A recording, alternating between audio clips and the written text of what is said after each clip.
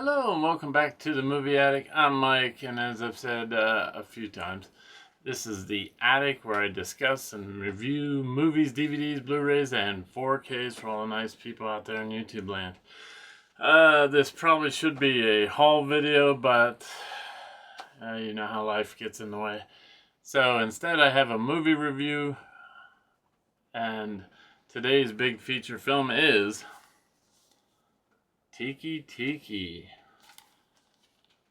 From 1971. I got this from one of the Vinegar Syndrome partner labels. I don't know how easy that is to see. And of course, it had reversible artwork, and that's what I put in the disc, so that it was different from the slipcover. It has a booklet with all the vital information that everybody, their grandmother, and the kitchen sink might be looking for. Maybe I'll do a professional thing and spin the disc around before I show it. Comes with a single Blu-ray disc, and the inside artwork is the artwork, like I said, is switched out from the same as the slipcover. And so there's that. I do believe the limited slipcover is no longer available, but the standard edition I think has 288 copies left. So I do have a piece of paper with all the vital stats also that everybody, well, maybe a couple people like. Like I said, it's from 1971. It's 71 minutes. I know that's pretty brisk. It's in color, in mono. It's in the 2:3:5:1 aspect ratio, and it was newly restored and scanned in 4K from the original 35mm A/B negatives, whatever that means. A and B, I don't know. As you can tell, I'm not a professional guy with all this stuff. And for the review, I brought my little Tiki Dinky Drinky. So, you know, you can enjoy that while you're watching the review, I guess. I knew very little. In fact, I knew nothing about this movie until it popped up on Vinegar Syndrome's website one month. And I usually buy the animated stuff so I can get the limited slipcover. I did watch the trailer for it, and it's one of those movies that's a mixture of animation and live action, which I have a few behind me that do that same thing. The only difference with this one is the animation doesn't really interact with the live action, except for that little, I guess it was in the booklet there, or on the booklet. This here thing is flying around. Sometimes it looks like in the real world of sorts.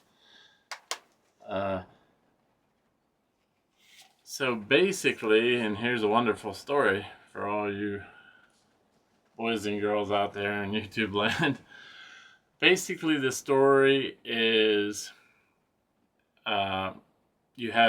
it's like an ape world, and so they're going to make a movie.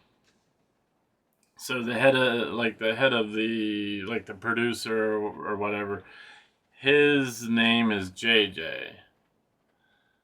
The head of the studio, or the owner of the studio, his name is KK. What's the secretary's name? Well, anyway, Clifford. Clifford's the secretary, and Dennis McShane is the guy that's writing and filming the movie. So he shows up at the office. He's kind of, he's this guy here. He's riding up on this motorcycle to meet the producer guy. And he's very laid back. In fact, I believe, from what I read, he was based on a character in Easy Rider.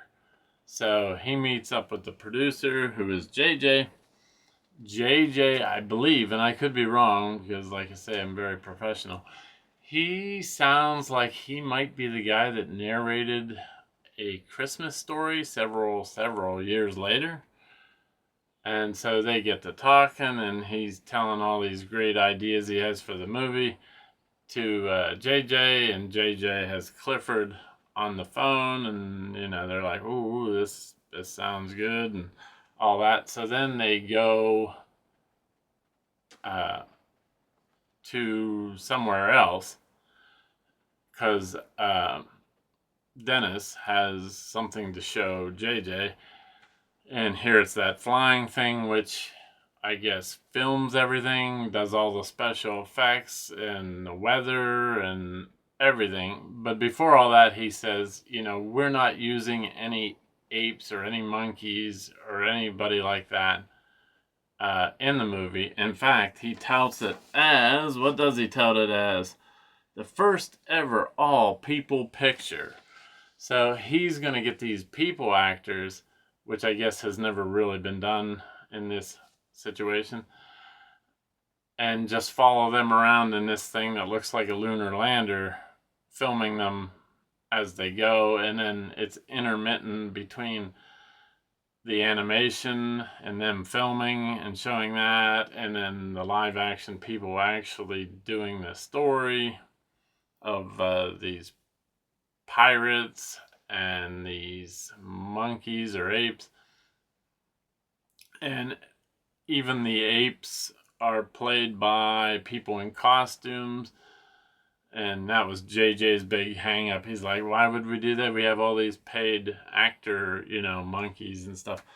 So that's what the movie is, following them around in this flying film,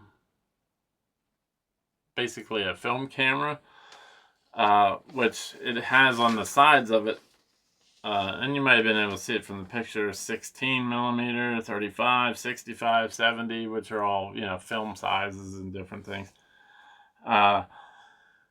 There's the doctor who's trying to cure these, I don't know if they're monkeys. They seem small, and they have tails, so I'm going to say they're monkeys. So he's trying to cure these monkeys who are on Tiki Island, and these pirates are the ones on the island that are kind of holding these monkeys captive and stuff, and they're all sick. Not the pirates, but the monkeys. So it's the journey going. And I almost forgot to mention, there's Russian clowns in here as well. They help out, and they built the boat that they sail across the sea to get to Tiki Island. But this doctor's name, and they call him, I think they call him a professor at one point.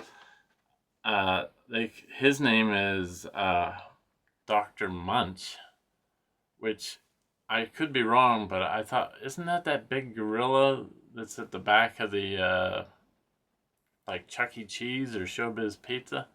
But I could be wrong about that. And of course, it all comes to a climactic end, and there's even fireworks, believe it or not. I'm sure this isn't a movie that everybody's gonna like. There's a lot of singing in this movie. Not by the people in the movie, but songs, played throughout. In fact, one song actually reminded me of There's Always Tomorrow from Rudolph the Red-Nosed Reindeer. But in some of the animation, some of that looks like animation that would have been in like the Yellow Submarine movie by the Beatles.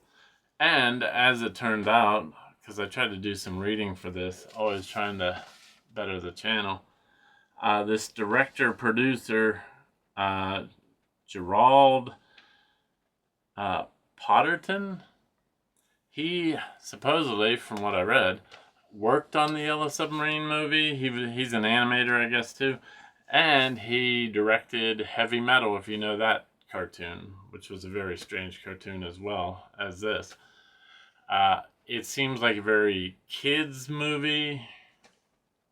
In fact, the Tiki Tiki song, which is reprised, I think, a couple times in the movie, sounds like kids singing, and it almost seems like an after-school special of sorts.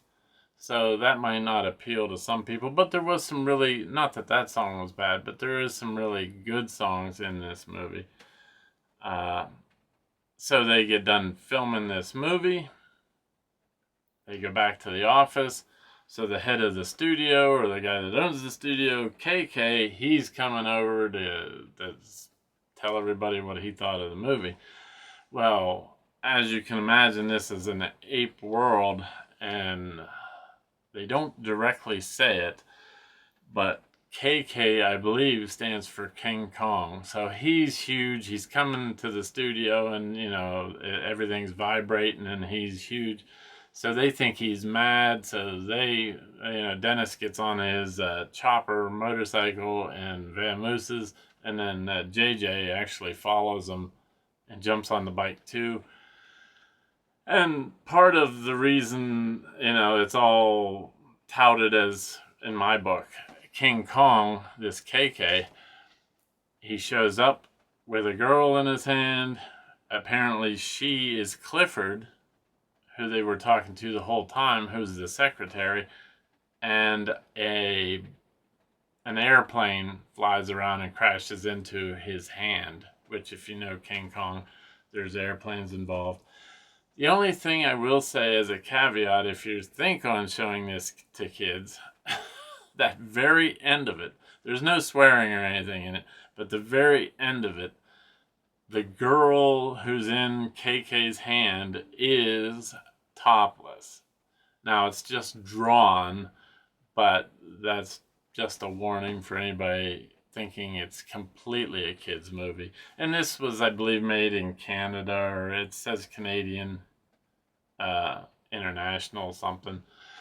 And you know how other countries are. Some countries, you know, view nudity in a different way, and animated nudity, you know, I think it's in, you know, some other movies that I've seen through the years. So, I guess I should review the movie. I was torn, as I always am with these things. Like I say, it's not for everybody, that's for sure. But if you like these animated features, and you like animated features that are mixed with live action, I'm going to have to give it 6.5 rolls of pink insulation out of 10. I watched it like 5 times, so obviously if it was sickening for me, I wouldn't have watched it 5 times. I don't think my wife cared for it all 5 times, or even a few times, because she didn't like the one character.